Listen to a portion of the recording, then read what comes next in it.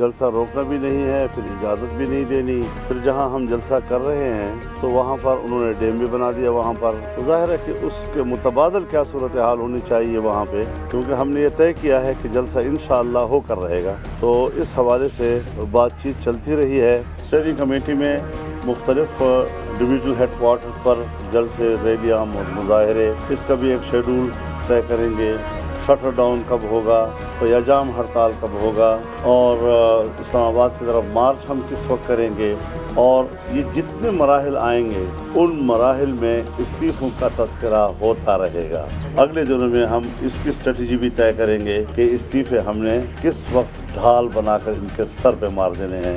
हम सब एक पेज पे है और एक स्टेज पे है, और जैसे हमने अपना APC में ऐलान किया था, हम सारे जमहूरी और पार्लिमानी ऑप्शंस इस्तेमाल करेंगे और हम उसमें इस्तीफ़ा भी इंक्लूड होंगे। वो तो तब से आपके सामने है। बिस्मिल्लाहिर्रहमानिर्रहीम, अस्सलाम वालेकुम नाज़रीन, आप लाइव प्रोग्राम देख रहे हैं। मैं इमरान खान हूँ। एक तो फजलुर रहमान साहब ने कहा कि वहाँ पे हुकूमत ने पानी छोड़ के डैम बना दिया, झूठ है। मैं ऑन एयर कह रहा हूँ, फजलुर रहमान साहब झूठ बोल रहे हैं। और अपोजिशन ने जो ये मुकदमा बनाया कि जनाब मीनार पाकिस्तान के अंदर पानी छोड़ के डैम बना दिया गया, बिल्कुल झूठ है। इसके अंदर कोई हकीकत नहीं है। मैंने आज बंदे भेजे थे और आज मैंने चेक करवाया। मैंने कहा चेक करो जाके मीडिया क्या रिपोर्ट कर रहा है। कुछ पाकिस्तान के मीडिया ने रिपोर्ट किया है और कुछ सोशल मीडिया ने रिपोर्ट किया है। कल वो क्लिप मेरे प्रोग्राम में भी चल रहा था, इसीलिए मैंने आज चेक करवाया तो पता चला कि वो सारा मीनार पाकिस्तान खुश्क है। वो छोटा सा, को मेरे ख्याल में 1 कनाल का या 10 मरले का प्लॉट होगा।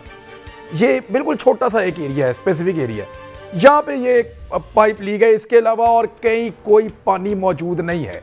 और हुकूमत देखें, वो भी बगैर तस्दीक के इसको डिफेंड करना शुरू हो गई थी।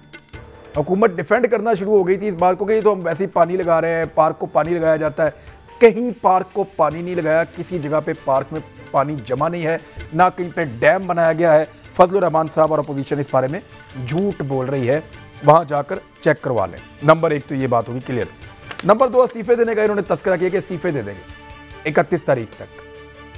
अब एतजाद अहसन साहब सीनियर लॉयर हैं, कॉन्स्टिट्यूशनल लॉयर हैं, बड़ी अच्छी तरह जानते हैं कॉन्स्टिट्यूशन को, और उनके अलावा बहुत सारे और लॉयर थी।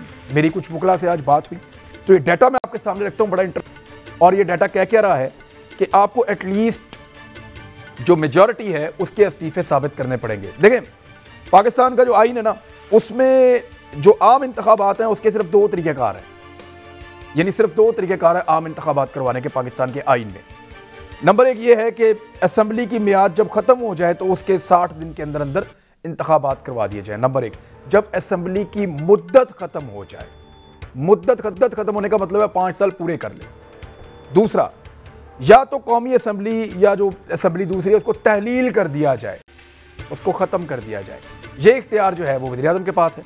तो ये दोनों कंडीशंस के बाद ही जनरल इंतखाबात हो सकते हैं, आम इंतखाबात हो सकते हैं। अदरवाइज जनरल इलेक्शन नहीं हो सकते, फिर ज़िमनी इंतखाबात होंगे। और इमरान खान साहब का स्टेटमेंट आप देख लें, वो ये कह रहे हैं कि PDM इस्तीफे देगी तो हम इलेक्शन कराकर और ज़्यादा मजबूत हो जाएंगे। क्योंकि देखिए, जहाँ से इस्तीफे आने हैं, फ़र्ज़ करें 100 सीटों से इस्तीफे आएंगे तो इलेक्शन भी उन 100 सीटों पर होगा, और जब उन 100 सीटों पर दोबारा इलेक्शन होगा तो उनमें से कुछ ना कुछ तो हुकूमत के खाते में आएंगी। तो हुकूमत की तादाद बढ़ेगी, कम नहीं होगी इन इस्तीफों के बाद। एक तो ये बात क्लियर है। दूसरा, अपोजिशन इंतखाबात के अमल को कैसे रोक सकती? आइन के रास्ते में रुकावट तो नहीं डाली जा सकती। आइनी तरीका ये है कि या तो मियाद ख़त्म हो जाए, या दूसरा आइनी तरीका ये है कि असेंबली तहलील कर दी जाए। एतजाद अहसन साहब ने कहा है कि कम से कम 172 इस्तीफे इनको लाने पड़ेंगे कौमी असेंबली में। अब ज़रा कौमी असेंबली की सिचुएशन आप देखें। मुस्लिम के पास 83, पीपल्स पार्टी के पास 55, JUI-FA के पास 15, BNP मैंगल के पास 4 सीटें, आज़ाद यानी जो PTM के हैं वो 2, और उसके अलावा ANP की 1 सीट है। तो कुल 160 नशिस्तें हैं। अब इन 160 के भी इस्तीफे आते हैं या नहीं आते, एक बहुत बड़ा सवाल है। लेकिन कहा यह जा रहा है कि इनके अंदर से भी शायद कम हो जाएंगे। लेकिन 172 से ज़्यादा लोग कैसे अपोजिशन इस्तीफे दिलवा सकती है? अगर वो करेगी तो बात आगे बढ़ेगी, अदरवाइज यहाँ पे ज़िमनी इंतखाबात होंगे। पंजाब असेंबली में अगर आप देखें तो 301 से अपोजिशन के पास जो टोटल नशिस्तें बनती हैं नून लीग की और पीपल्स पार्टी की मिला के 165 नून लीग की हैं और पीपल्स पार्टी की 7 हैं। तो अगर इनको आप मिलाए तो कुल 172 नशस्तें बनती हैं 341 में से, तो ये भी सिंपल मेजॉरिटी से कम है। इन इस्तीफों से फ़ायदा नहीं होगा। सिंध असम्बली को पीपल्स पार्टी खुद तहलील कर सकती है, अगर चाहे तो ख़त्म कर सकती है सिंध असम्बली, क्योंकि वहाँ पे 168 में से पीपल्स पार्टी के बाद 96 सीटें हैं, तो वो खुद चाहे तो उसको ख़त्म कर सकती है, अदरवाइज़ वो ख़त्म नहीं हो सकती। अब आ जाएँ आप खैबर पख्तूनख्वा असम्बली पे, वहाँ पे उसी तरह से एक बड़ी अक्सरियत जो है वो PTI के पास है, यानी 145 टोटल नशस्तें हैं और अपोजिशन के पास टोटल नशस्तें 53 हैं। तो वहाँ कुछ भी नहीं है, अपोजिशन अगर सारी भी इस्तीफे दे दे दोबारा इलेक्शन हो जाएगा, उसका कोई फ़ायदा नहीं है। बलूचिस्तान के अंदर कुल 65 नशस्तें हैं, जबकि अपोजिशन के पास टोटल मिला के कुल 30 नशस्तें हैं, तो 35 नशस्तें हुकूमत के पास है। तो वहाँ पे भी अगर ये इस्तीफे दे दे तो कोई फ़र्क आईन के मुताबिक नहीं पड़ेगा। मैं आईन पाकिस्तान की बात करूँ, आईन पाकिस्तान के मुताबिक कोई फ़र्क नहीं पड़ता, लेकिन ग्राउंड के ऊपर किस किस्म के हालात पैदा कर सकती है अपोजिशन हुकूमत के लिए, दोबारा इंतखाब होने देती है या नहीं होने देती, या टर्नआउट ही नहीं आने देती बाहर, ये बड़े सवालात हैं जिनके जवाब आने वाले दिनों में मिलेंगे। लेकिन सबसे बड़ा सवाल तो ये है कि क्या अपोजिशन दी है इस्तीफे, ये एक बड़ा सवाल है। मैंने इसके ऊपर एक सर्वे करवाया था, वो डाटा भी मैं आपको दिखा देता हूँ। ये सर्वे में जो मैंने क्वेश्चन किया था मैं आपको पढ़ के बता देता हूँ ताकि आपको आइडिया भी हो जाए। सवाल ये था, क्या अपोजिशन लाहौर जलसे के बाद इज्तिमाई इस्तीफे दे सकती है? तो इसमें 89% लोगों ने, यानी 1 कम 90, 99% लोगों ने यह कहा कि नहीं दे सकती, ये 99%। और फिर 7% लोगों ने कहा हाँ दे सकती है, और 4% लोग खामोश रहे, उन्होंने कहा मालूम नहीं, वो इसके बारे में जवाब नहीं देना चाहते। बहरहाल 7% लोगों को लगता है अपोजिशन इस्तीफे देगी, तो उनकी अपनी जो इस्तीफों के हवाले से क्रेडिबिलिटी है या जो उनके इस्तीफे देने का एक रुझान है, उसके ऊपर लोगों को अभी तक यकीन नहीं है। लेट्स सी आने वाले दिनों में क्या होता है। मेरे साथ मेहमान जो मौजूद हैं, तारुफ करते हैं। शहजाद चौधरी साहब सीनियर तजज़ियाकार हैं, किसी तारुफ के मुताज नहीं है सर, बहुत शुक्रिया आपका ज्वाइन करने के लिए। अहमद रजा कसूरी साहब, आप कानून दान हैं, बहुत पुराने सियासतदान हैं, आईनी माहिर हैं, और आपके ज्वाइन करने के लिए बेहद शुक्रिया। हमारे साथ कैसर अहमद शेख साहब मौजूद हैं, मेंबर कौमी असम्बली PMLN से आपका ताल्लुक है, और आपसे मैं आगाज़ कर लेता हूँ। कैसर अहमद शेख साहब, मुझे पहले आप ये बताएं कि आप अपना इस्तीफ़ा क्या दे चुके हैं या अभी आपने देना है? बिस्मिल्लाहिर्रहमानिर्रहीम। इमरान, मैंने अपना इस्तीफ़ा नहीं दिया और ना ही मुझे इस बात का पता है। अभी तक सिर्फ आप लोग हमें बता रहे हैं कि इस्तीफ़े मांगे गए, यानी मीडिया से हमें कोई इंटीमेशन या किसी किस्म का हमसे इस्तीफ़ा नहीं मांगा गया। तो ये तो है मेरा जवाब। जब वो ये सूरत आएगी उसके बाद ही कोई इस बात पे आपस में हम मशवरा करके, और फिर जैसे हमारी पार्टी कहेगी, जैसे हमारे दोस्त सारे जो कोलीग पार्लियामेंटेरियन हैं, क्योंकि हमारी पार्टी का ये ट्रेडिशन भी रही है कि हम आपस में ये मशवरा करके कोई फैसला करते हैं। यही हमारी पार्लियामानी पार्टी की ट्रेडिशन है, जो भी कुछ पार्लियामेंट में होता रहा है। और क्योंकि ये इस्तीफे से तल्लक MNAs का या MPs का है, तो लाजमी तौर पे एक मीटिंग होगी, उसमें आपस में थ्रेडबेयर डिस्कस होगा और उसके बाद कोई डिसीजन किया जा सकता है। अभी तो मुझे सिर्फ आपके थ्रू या मीडिया के थ्रू ही पता लग रहा है कि सर, हमें तो मरियम नवाज साहब ने बताया कि हम इस्तीफे देने जा रहे हैं, और उसके बाद PDM ने उसकी कंफर्म कर दी, मोहर लगा दी कि बिल्कुल देने जा रहे हैं। जी हाँ, तो फिर आपके यहाँ से मैं पता, मुझे तो कोई PDM में से किसी ने कोई रब्ता नहीं किया और हमें कुछ भी इस बारे में डायरेक्टली मालूम नहीं है। आपके थ्रू अभी भी आप बता रहे हैं, हो सकता है ऐसा ही हो जैसे आप कह रहे हैं, लेकिन हमारे नॉलेज में डायरेक्टली नहीं है। कम से कम आपसे अगर इस्तीफा मांगा गया तो आप अपना इस्तीफा किसको पेश करेंगे सर? ये तो एक हाइपोथेटिकल क्वेश्चन है, अभी हमें पता ही नहीं है। आप कह रहे हैं इस्तीफा, हमें तो पार्टी किसी लीडर ने या किसी, अच्छा, आप मैं तवातर से देख रहा हूं कि आप लफ्ज हम इस्तेमाल कर रहे हैं, मैं इस्तेमाल नहीं कर रहे, तो आपके साथ कितने हम ख्याल हैं जिनके लिए आप ये कि हम लोग मशावरत करेंगे? मेरी मुराद ये है कि हमारी पार्लियामेंट के जो मेंबर हैं, जो हमेशा पहले भी हमारी मीटिंग होती है और थ्रेडबेयर डिस्कस होते, घंटों मीटिंग होती है, उसमें इख्तलाफ राय भी होता है। ये सारी चीज़ें, सारे पॉइंट सामने आएंगे कि उसके प्रास क्या हैं, कांस क्या हैं, बेहतर स्टेप क्या, मुल्क के लिए क्या बेहतर है और हमारे इलाकों के लिए क्या बेहतर है और हालात कैसे हैं। ये सब जब तक डिबेट नहीं हो जाएगी, मैं जो अपनी तरफ से क्या मैं कह सकता हूँ, मुझे तो कुछ पता ही नहीं है, ना मेरे नॉलेज।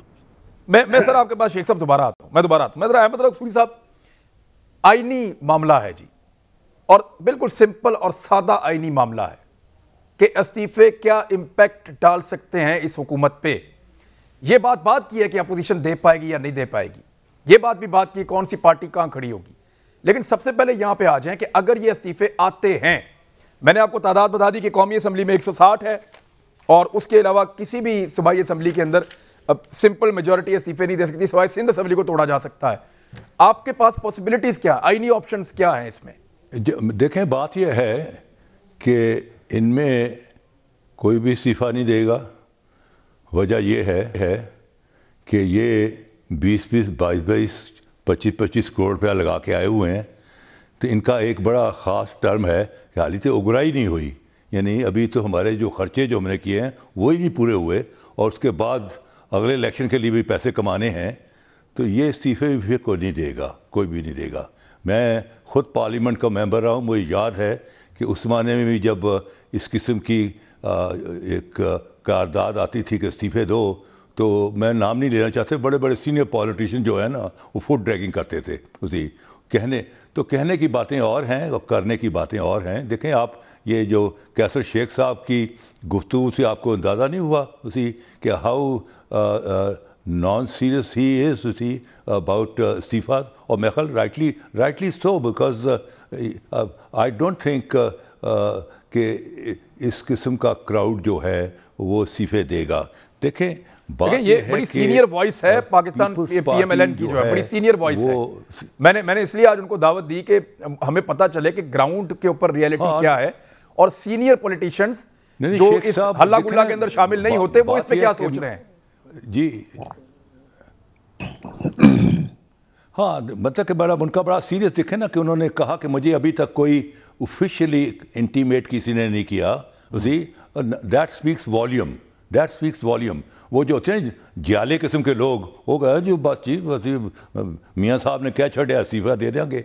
ये जो दो इन्होंने इस्तीफे लिए ना, वो सिर्फ है एनवायरनमेंट बिल्टअप करने के लिए। एक वो इनके बड़े ख़ास लोग हैं जिन्होंने दो ने इस्तीफा दे दिया है, और वो इस्तीफा भाई आपने मरीम नवाज़ को क्यों दिया? Maryam Nawaz is not the proper forum. इस्तीफा देने का जो है वो तो that should go to the speaker of the national assembly उसी। मुझे याद है कि इसी तरह ही एक दफ़ा मामला हुआ तो भुट्टो को लोगों ने इस्तीफे देने शुरू कर दिए, तो मैंने ऐसे अज़राह मजाक का मैंने कहा जी ये सारे इस्तीफे मुझे दे दें, मैं इन पर ₹1 का टिकट लगाकर स्पीकर को भेज देता हूँ क्योंकि वही इनका सही मुकाम है। तो भुट्टो लॉस टेम्पर कि आप मेरे साथियों का मजाक उड़ा रहे हो, उनकी लॉयल्टी पर अपना शक कर रहे हो। मैंने कहा जी ये जो इस्तीफे आपको दिए it is neither here nor there, they should be sent to the speaker of the national assembly. वही इनका जो है कॉन्स्टिट्यूशनली मुकाम है फॉर कंसिडरेशन।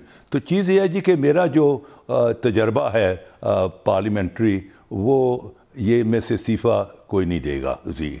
और जो जहाँ तक धरने वरने का ताल्लुक है, तो आपने देखा कि इमरान खान ने 126 दिन धरना दिया, अपना काजी नहीं सर, धरने का जिक्र नहीं आया सर। मैं मादर के साथ मुझे देखें, नवाज शरीफ साहब ने भी जो स्टेटमेंट दिया था वो ये दिया था कि लॉन्ग के बाद ये इस्तीफे हवाले कर दिए जाएंगे स्पीकर कौमी असम्बली के।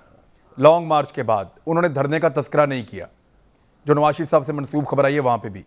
तो धरना एक डरावना ख्वाब बन गया है पीटीआई के धरने के बाद, और मौलाना फजलुर रहमान साहब को जिस तरह वापस जाना पड़ा बोरिया बिस्तरा उठा के, उसके बाद तो कोई भी धरना नहीं देना चाहेगा, एहतजाज हड़ताल इन चीज़ों पर जाना चाहेगा। धरना अब एक खौफजदा कर रहा है, ये धरना जो है खौफनाक चीज़ बन गई है देने वालों के लिए खुद। मैं जरा शहजाद चौधरी साहब, ये जो कैसर अहमद शेख साहब ने बात की ना, देखें ये बड़ी सीरियस बात है। उन्होंने जिस तरह की सीरियस डिस्कशन वो एक्सपेक्ट कर रहे हैं अपनी पार्टी से, आपको लगता है कि उस तरह की सीरियस डेमोक्रेटिक डिस्कशन पार्टीज के अंदर होगी और उस डिस्कशन के नतीजे में एक मुश्तरका फैसला होगा और तब इस्तीफे आएंगे? ये तो ऐसा लगता है कि किसी ने फैसला कर दिया, किसी की कॉल आ गई, उन्होंने कहा दो जी इस्तीफे, तो वो मांग रहे हैं सीरियस डिस्कशन जमहूरी तरीके से। इमरान, मैं तो कैसर शेख साहब की बात सुन के असल में मुझे आज नज़रियाती की सही डेफिनेशन का पता चला। फ्रैंकली स्पीकिंग, अगर कैसर शेख साहब की मैं बात ना सुनता तो मैं समझता कि पीएमएलएन नज़रियाती हो चुकी है किसी तरीके से, क्योंकि मरीम नवाज़ साहिबा के जलसों के अंदर जिस किस्म का क्राउड आ रहा है उससे तो एक शक्ल जो टीवी के कैमरे के थ्रू पता चलती है वो ये पता चलती है कि जी लोग वहाँ पहुँच जाते हैं जहाँ मरियम नवाज साहिबा मौजूद होती हैं। लेकिन कैसर शेख साहब की बात सुन के मुझे अंदाज़ा हुआ कि नज़रियाती कैसर शेख साहब हैं, वो शख्सियाती हैं। आज मुझे नज़रियाती और शख्सियाती में फ़र्क पता चला। सियासत तो नज़रियात का नाम है, शख्सियात का नाम तो नहीं है। हमारा तो सबक ही पहला ये है कि जो वो मेंबर नेशनल असेंबली होता है वो अवाम का नुमाइंदा है जो अपना माफ़ियूज़ ज़मीर बयान कर सके, जो अवाम की जो एहसासात हैं उनकी तर्जुमानी कर सके। अगर उसने अपने लीडर के एहसासात की तर्जुमानी करनी है तो फिर वो MNA तो ना हुआ, ना वो MPA हुआ। तो मुझे यूँ लगा कि कैसर शेख साहब जब आज इंडिपेंडेंट, वो सबसे पहला सवाल, आप किसी अदालत में चले जाएं, कसूरी साहब हमारे साथ बैठे हैं, अब वो कहता है कि did you apply your mind independently, किसी ने इंसाफ करना हो तो कहते हैं कि जज ने अपना माइंड इंडिपेंडेंटली अप्लाई किया कि नहीं किया। वही चीज आज MNAs और MPs पे आती है कि क्या आपने अपना माइंड इंडिपेंडेंटली अप्लाई किया या नहीं किया। तो मुझे यूं लगता है कि मैंने आज कैसर शेख साहब की शक्ल के अंदर, अल्लाह करे कि वो ऐसे ही अपने साबित कदम रहें और हमें यूं ही नजर आता रहे, और सिमिलरली इन जैसे और भी बहुत सारे लोग होंगे। मुझे नहीं पता जब इनके लोग बैठेंगे तो आपस में क्या फैसला करेंगे, हो सकता है ये कन्विंस हो जाए उनसे, लेकिन आज शख्सियाती और नज़रियाती में इन्होंने एक फ़र्क खींच दिया। और मैं इनको वाकई में, अगर ये साबित कदम रहेंगे तो मैं सलाम पेश करूंगा। मैं ये नहीं कहता कि जो मरियम कर रही है वो गलत कर रही है, उसका हक है, या उनके जो PMLN कर रही है वो गलत कर रही है, मैं ये कहता हूँ उनका हक है, लेकिन पॉलिटिक्स का मकसद होना चाहिए। ये बेमकसदी सियासत जो है, जिसका मकसद इंतशार फैलाना है, मुल्क के अंदर एक क्योस क्रिएट करना है और इस मुल्क को उस दाव पे लगा देना है जहाँ पर के किसी को समझना है कि क्या करना है आप आगे चल के, मेरा ख्याल है वो सियासत नहीं है, वो एक अपना ज़ाती मफाद है, एक शख्सियत है, एक अना है, जिसको लेके कई बदकिस्मती से हमारे सियासतदान, मुझे पीपल्स पार्टी इसलिए बेहतर लगती है कि वो सारे मिजाज से कम से कम 3 से 4 कदम पीछे है, और यही उसकी कामयाबी है पीपल्स पार्टी के इन हालात के अंदर। और वो स्टिल इसके ऊपर डिस्कशन कर रहे हैं। PMLN के अंदर जो एक वक्ती फ्रस्ट्रेशन आ रही है, कैसर शेख साहब ने उससे बिल्कुल अलग बात की है। वो डिस्कशन की बात कर रहे हैं, वो बात कर रहे हैं कि आइए इसके पॉजिटिव और नेगेटिव्स के ऊपर पहले बैठ के बात कर लें, और उस बात के नतीजे में जिस पॉइंट पे हम मुत्तफिक हो जाएं तो फिर वहां बढ़ते हैं। चलें एक ब्रेक ले लेते हैं, कैसर शेख साहब से बात करते हैं ब्रेक के बाद। वेलकम बैक नाजरीन। अब कैसर अहमद शेख साहब ने यह फरमाया कि हमारे से पार्टी की जानिब से अभी तक बाज़ाब्ता राब्ता नहीं किया गया उस डिस्कशन के लिए जिसमें यह फैसला होगा कि इस्तीफों के बारे में क्या करना है। कैसर अहमद शेख साहब, आप बात कर रहे हैं एक डेमोक्रेसी के अंदर जो सिस्टम चलता है कि बैठिए, बैठ के तय कीजिए, फैसला कीजिए, उसकी अच्छाइयाँ और बुराइयाँ देखिए और फिर आप कोई फैसला ले लीजिए। लेकिन फैसला तो हो चुका है आपसे पूछे बगैर, और फैसला ये हो चुका है कि आप लोगों ने 31 तारीख से पहले अपने इस्तीफे जमा करवाने हैं पार्टी की क़यादत को। तो ये फैसला हो गया, आप कौन सी डिस्कशन सर? मैं सबसे पहले तो मैं अहमद रज़ा कसूरी साहब सीनियर हैं बहुत, मैं उनका एहतराम करता हूं और कानून को समझते हैं। पहले तो उन्होंने ये कहा कि हम MNA जो हैं वो 25-25 करोड़ रुपए खर्च करके आते हैं। मैंने 25 करोड़ नहीं सर, मैंने कोई 225 करोड़ रुपए की खर्च करवा के प्राइवेट सेक्टर से फास्ट नेशनल यूनिवर्सिटी अपने इलाके में बनवाई है। मैं पैसा नहीं खर्च करता, मैं दिल जीतता हूँ। और मैं शायद आपको पता हो कि 97 में मुझे पार्टी ने टिकट नहीं दिया, मुस्लिम लीग ने, तो मैं इंडिपेंडेंट इलेक्शन मैंने कंटेस्ट किया, और उस वक़्त किसी पार्टी ने, ना पीपल पार्टी ने ना PTI ने, इमरान खान साहब 8 नशिस्तों से खड़े हुए और किसी नशिस्त से 8000 से ज़्यादा वोट उन्होंने नहीं लिए 8 जगह से। मैंने इंडिपेंडेंट कंटेस्ट किया और मेरे वोट पीपल पार्टी और नून लीग दोनों कैंडिडेट मेरे मुकाबले में थे, उनके टोटल से ज़्यादा थे। यानी अच्छा। ये पंजाब में कोई एक सीट भी किसी पार्टी की नहीं थी उस वक्त। उनका तोती बोलता था नून लीग का, ठीक है। इमरान उसके बाद पूरे मुल्क की इंडिपेंडेंट ग्रुप रहा, हम शामिल नहीं हुए मुस्लिम लीग के, हम इंडिपेंडेंटली जीते थे, उनको जरूरत भी नहीं थी, उनके पास तो 100% पंजाब से वो जीते हुए थे।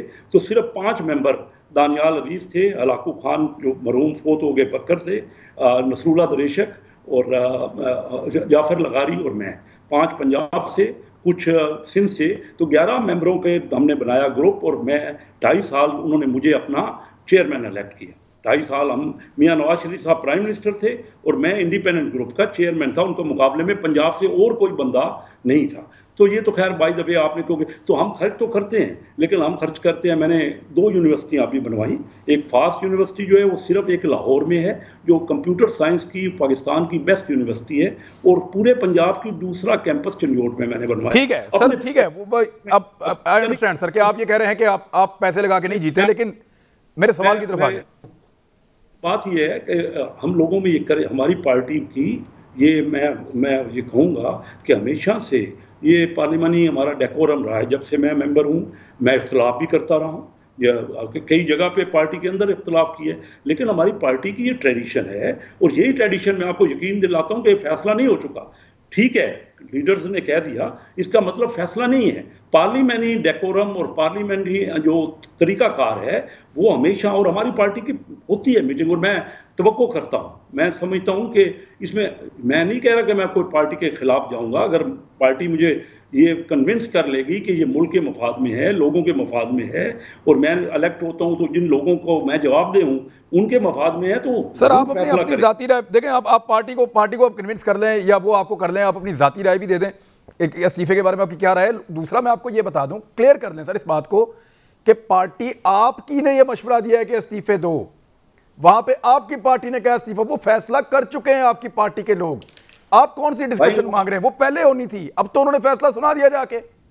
इमरान वो आपको फैसला करके बताया, मुझे नहीं बताया, और ना ही हमें किसी मेंबर को भी पता है, किसी मेंबर तो आपकी राय क्या है? वैसे अपनी राय भी दे दें आप इस्तीफे के बारे में, आपको लगता है देनी चाहिए? अगर इस तरह के फैसले होने हैं तो वो मैं समझता हूँ वो फैसला नहीं होगा, वो तो उनकी राय है, वो उनका एक कहना है। हमारे लीडर हैं, हम उनका एहतराम करते हैं, उनकी राय की इज्जत है, लेकिन ये चीज़ें कई बार पार्टी के लीडरों से हटके भी अपना पॉइंट ऑफ व्यू होता है। तो ये तो थ्रेड पे इसकी बहुत मराइल अभी बाकी है।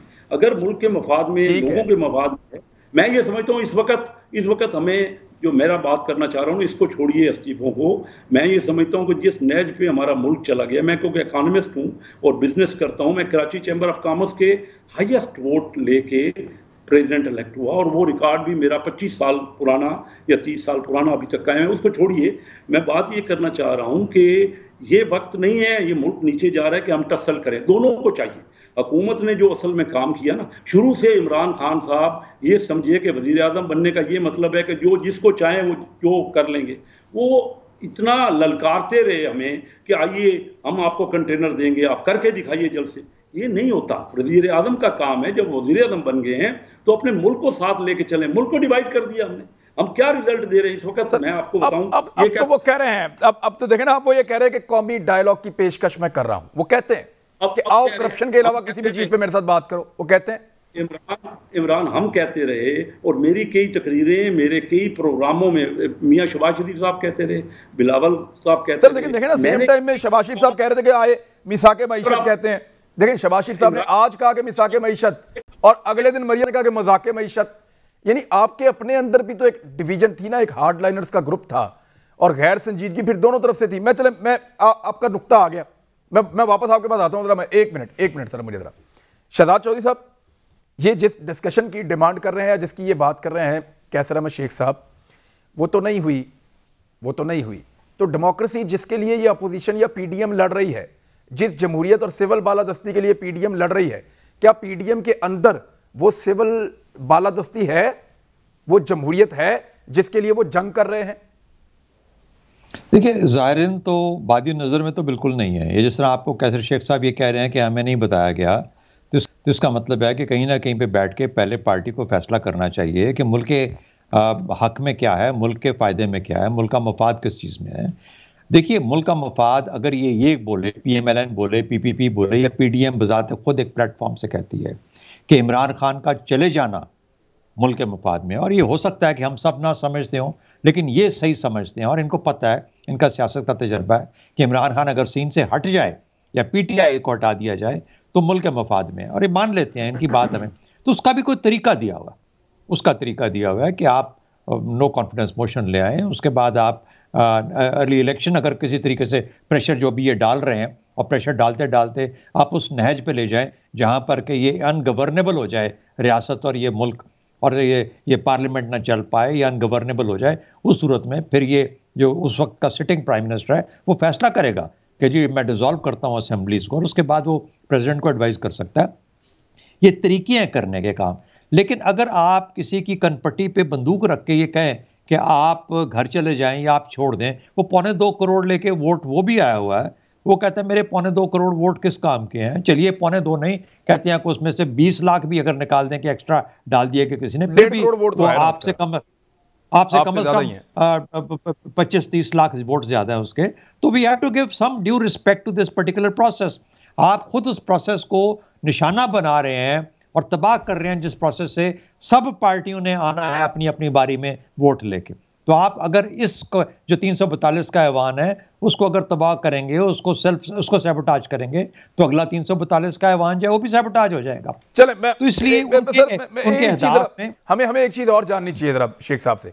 शेख साहब क्विकली मुझे ये बताएं कि अगर आपकी पार्टी कोई ऐसी डिस्कशन में नहीं जाती और आपके ऊपर ये फैसला थोपती है कि जनाब इस्तीफे दें, अब फैसला हो चुका है, देन व्हाट सर? मैं इमरान आपको यकीन दिलाता हूं कि ऐसा नहीं, मुझे अपनी पार्टी भी यकीन है, हमारी पार्टी में बाकायदा डिस्कशन। सर हमें भी आपकी पार्टी पे यकीन है कि ये नहीं होना जो आप सोच रहे हैं। मैं देखिए 7 साल से 7.5 साल से पार्टी के साथ हूं, तमाम जो फैसले हुए हैं वो डिस्कशन के बाद हुए। ये गलत इंप्रेशन, हाँ अदब है, मैं तो अभी भी कह रहा हूं कि पार्टी जो फैसला सब मिलजुल के करेंगे उसमें वेट होगा, उसमें वजन होगा, लेकिन ये इंप्रेशन है ना कि कोई शेख साहब मेरा एक सवाल मेरा रह गया, आपको नहीं लगता है, आपको लगता है कि आपसे डिस्कशन की जाएगी? मेरा सवाल वही है कि आपकी जाती राय में इस्तीफे ठीक फैसला है या गलत? बगैर चारा ही नहीं है, ये लाजमी होगा, मैं आपको यकीन दिलाता हूं। अच्छा, इस्तीफों का फैसला ठीक है गलत है आपकी राय में? जाती राय दे दें, इस्तीफों का फैसला ठीक है गलत है? मुझे पता ही नहीं है फैसले का, आप फैसला कह रहे हैं, मैं कैसे समझ? चलें, अगर आ जाता है, मैं आपको कह रहा हूं इस्तीफा दे दें, ठीक है फैसला, गलत है फैसला?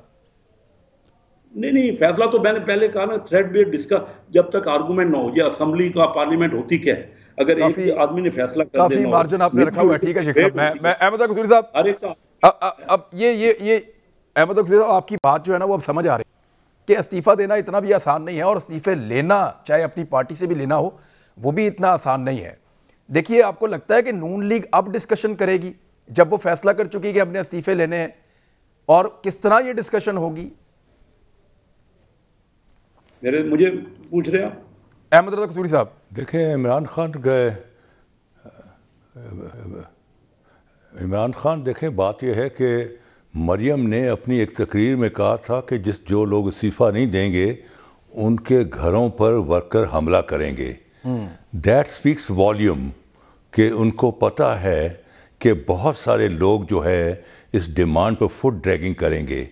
जहाँ तक ताल्लुक है ये कैसर शेख साहब का, ये इन्होंने बड़ा सोबराइटी से काम लिया है और बड़ी अच्छी प्रेजेंटेशन इन्होंने दी है। इस प्रेजेंटेशन को सुनने के बाद मेरा जो एक्सपीरियंस है 50 साल का पब्लिक लाइफ का, ही विल नॉट रिज़ाइन, और इनका ग्रुप भी रिज़ाइन नहीं करेगा। ये कोई ना कोई तो सर अगर इनका ग्रुप रिज़ाइन नहीं करेगा तो ये तो बड़ा तगड़ा ग्रुप है, और सर ये तो ग्रुप बहुत तगड़ा है। ये तो फिर आप समझे पीएमएलएन का एक बहुत बड़ा चंक रिज़ाइन नहीं करेगा। ये रिज़ाइन नहीं करेंगे। देखें, बात ये इस वक्त जो मोस्ट डेंजरस थिंग जो चीज़ है कि हम अंधी गली में जा चुके हुए हैं, और 1971 में हम अंधी गली में चले गए, आधा पाकिस्तान हम खो बैठे। 77 में पीएनए वर्सेस पीपल्स पार्टी अंधी गली में चले गए। 5 जुलाई 1977 का हादसा हो गया और जनरल ज़ियाउल हक टुक ओवर। आप अंधी गली में जा रहे हैं और ऑप्शंस आर वेरी फ्यू। तो फिर देखें, जैसे कि आप देखें कि अगर गांव की कभी गली में अगर आप गए हों तंग गली में, जब भैंसें आमने सामने आ जाएं, उनके सींग फंस जाएं, तो फिर जो होते हैं ना जवान वो डांगे मार के उनके सिरों पर उनको अलहदा करते हैं। यहाँ भी मुझे लगता है कि ये सिस्टम रैप अप हो जाएगा और डांगों वाले जो हैं इनको डिसलॉज कर देंगे, उसी के इनको सेपरेट कर देंगे। ये सिचुएशन हो सकती है जो मैं कह रहा हूँ जी, और मैं तजर्बे की बुनियाद पर कह रहा हूँ। और आपको पता है अगर डेमोक्रेटिक तरीके से किया जाए, पार्टीज अपने अपने एमएनएस के पास जाएं, उनके साथ डिस्कशन करें, ओपन डिस्कशंस हों, बाकायदा एक मूवमेंट इस तरह बनती है, या चंद लोग बैठे। वो पार्टियों में जमहूरियत है ही नहीं। इमरान खान पार्टियों में जमहूरियत है ही नहीं।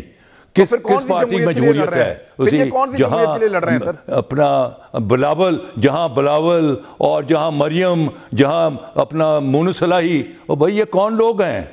और ये तो हराम के पैसे इनके पेटों में गए हुए हैं, ये पले हुए हैं। हु द ब्लड, ये हैं कौन? Who are they? What is their educational background? और 70 साल के वर्कर जो लीडर इनके पीछे हाथ बांध के खड़े हुए हैं, क्या ये बादशाहत है? उसी this should come to an end. People are sick and tired. आपने थोड़ी दिन पहले देखा नहीं, वो आसफा जरदारी साहबा वो मुल्तान के जलसे में खड़ी थी और आप साबिक वज़ीर आज़म हाथ बांध के साथ खड़े थे। तो सर फिर आप समझ जाए, अब आपको हर बात बतानी थोड़ी ज़रूरी है। एक ब्रेक लें, वापस आते हैं और बात करते हैं। वेलकम बैक नाजरीन। जी शहजाद चौधरी साहब, ये जो कौमी डायलॉग की बात इमरान खान साहब कर रहे हैं, सियालकोट में भी उन्होंने बात की, और वो बार बार ये कह रहे हैं कि ठीक है मैं बात करने के लिए तैयार हूँ, लेकिन साथ वो शर्त ये लगाते हैं कि मैं डील करने के लिए नहीं तैयार, मैं बात करने के लिए तैयार हूँ। तो फिर बातचीत शुरू क्यों नहीं की जाती? ये डायलॉग्स तो खुले रहने चाहिए।